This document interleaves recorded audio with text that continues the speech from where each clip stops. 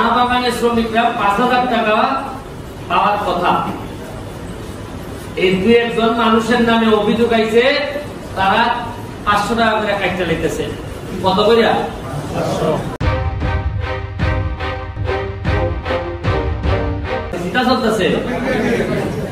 আমি প্রশাসনকে বলে দিলাম যে আমার বক্তব্য পরিষ্কার, আমি ওই দুনিয়ার থাকতাম না, কিন্তু তারপরেও কেউ 2 নম্বরই করবার লেগে দিতাম না। আর খাস সাথে 2 নম্বরই করে আমার সাথে করো। ওই যে সারা বছর বইয়ের টাকা 5,000 টাকা পাইবেন লেগে 12টা মাস, তার এখান থেকে 500 টাকা নিবে। আরে 500 টাকা তো কম, 2,000 নিবে। কারণ নিরীহ বেশি দেখতে মনে করে 3,000 যে পাইছি বেশি, 5,000 লাগতো না রে বাবা।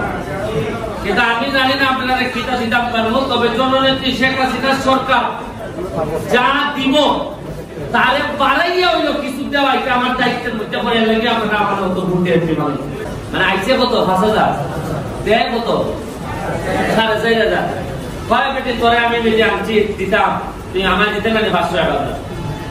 এই যে আমি তাহার থেকে বইয়া খবর পাইছি যে ওই কাটিং চলতেছে। নির্যাতিত নিপীড়িত মানুষের পক্ষে কেউ থাকতে চায় না, সব থাকতে চায় বড় বড় হেডমলা লোকের পক্ষে, ওই মুসলিম চেয়ারম্যানের পক্ষে, ওই পাপড় চেয়ারম্যানের পক্ষে, এরা পক্ষ থাকতে চায়। মনে করে যে আরে গরিব করে নেতৃত্ব, এটা বেশি মানুষ কিছু বললে অসুবিধা কিনা, ওইটা মনে করে অনেকে।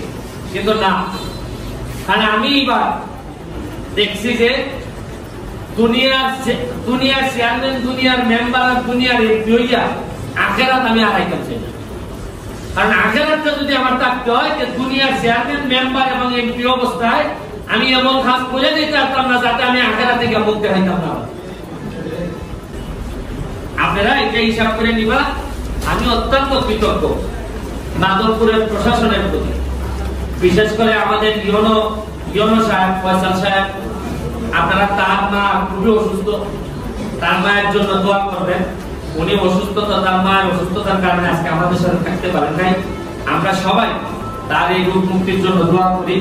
এখানে এসিলেন্ট সাহেব, পিআইও সাহেব, মানে আমি কি বলবো যে ওনাদের কাছে আমি ব্যক্তিগতভাবে কৃতজ্ঞ। যেভাবে আমি চাইছিলাম ওনারা যে আমাদের সহযোগিতা করতেছেন, ওনারা আমাদের সহযোগিতা না করলে কিন্তু আমি কষ্টই দিত আমার যেভাবে করা। আপনারা আমার জন্য দোয়া করবেন যাতে যতদিনই বাসি অথবা যতদিনই এমপি থাকি, অন্তত আপনাদের চোখের দিকে তাকাইয়া যেন আমি বলতে পারি যে গো ভাই, যা পাইছিলাম তা দিয়া চেষ্টা করছি গো ভাই, আমার সম্পদ পাচ্ছে না।